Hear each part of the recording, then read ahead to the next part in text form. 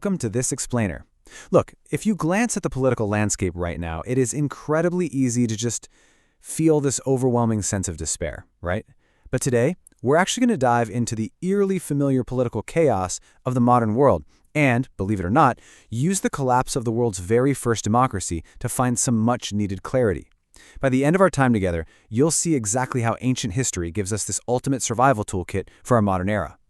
Okay, so we look at today's intense polarization and our crumbling institutional trust, and we constantly tell ourselves, wow, this fragile state is completely unprecedented. I mean, we scroll through our news feeds filled with partisan bickering, toxic name-calling, just manufactured outrage, and we convince ourselves our modern system is uniquely broken. It feels like we're sailing into totally uncharted waters, right? Like no society has ever survived this level of constant, exhausting political division before.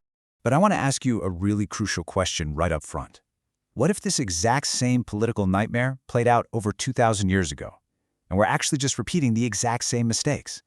Because, well, if we look back to the Athens of the philosopher Socrates, we find this vibrant, fledgling democracy where the foundational strengths and the absolute fatal weaknesses of a democratic system were laid bare for the very first time. And the reality is, this exact nightmare really did play out over 2 millennia ago. The Athens of Socrates flourished initially under these brilliant statesmen and a booming economy. But then, it was hit by this devastating trifecta.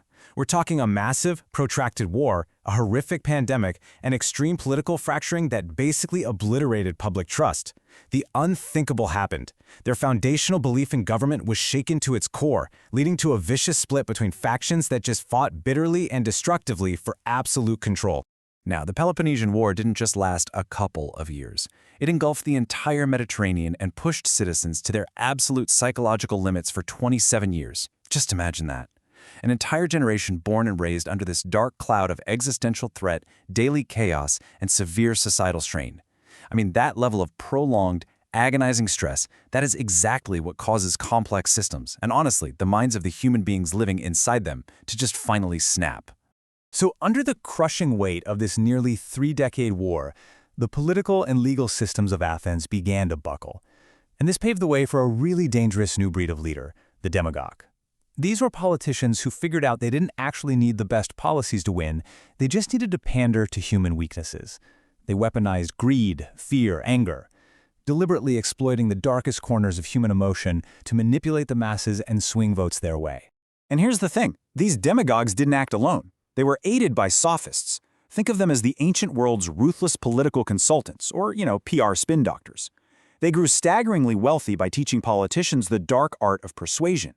They explicitly showed leaders how to weaponize common insecurities and how to turn a voter's contempt for perceived inferiors into this celebrated, desirable trait of strong, manly leadership. It was literally the birth of professional political manipulation.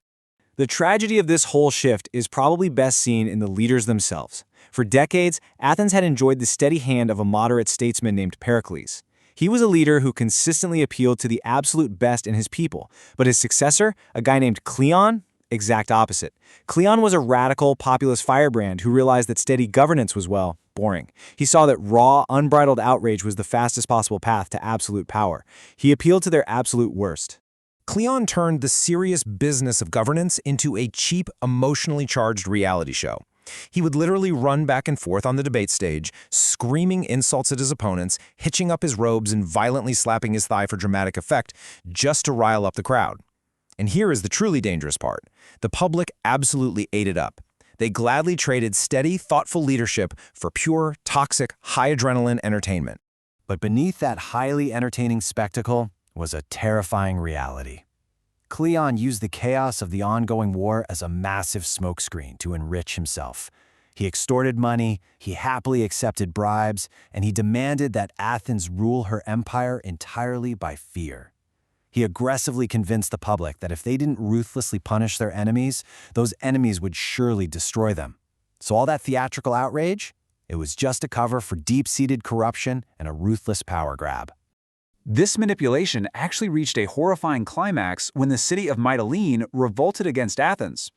Cleon whipped the Democratic Assembly into such a frenzied lust for revenge that they literally voted to massacre the city's entire male population and enslave all the women and children. Let that sink in for a second. This wasn't some split-second battlefield decision. This was a functioning democracy, completely hijacked by emotional manipulation, formally voting to commit a genocide out of sheer, unadulterated anger. So let me ask you right now, how many leaders today use that exact same playbook? How many politicians tell you to be utterly terrified of the other side, insisting that you have to crush them without mercy to survive? Honestly, regardless of where you look on the modern political map, this tactic is universally applied. We are constantly, aggressively told that our neighbors are our mortal enemies, and that any form of compromise is a sign of fatal weakness. Cleon even stood before the assembly to complain that democratic debates only cause dangerous delays. Sound familiar?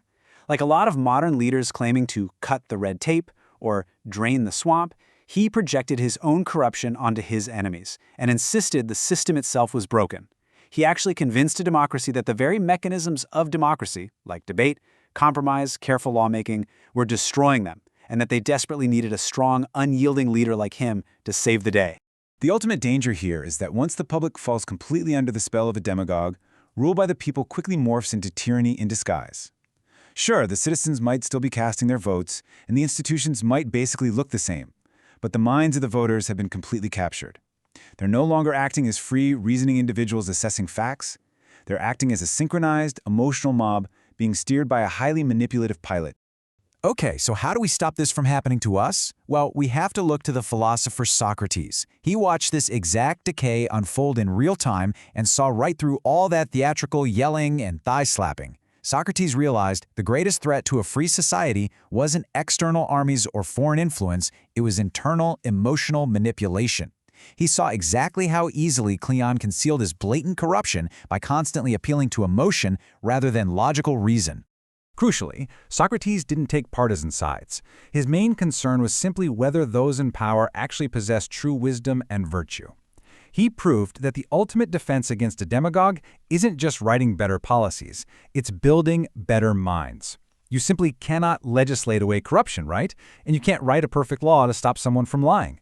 You have to actively cultivate a citizenry that values wisdom and just flat out refuses to be swept away by manufactured outrage.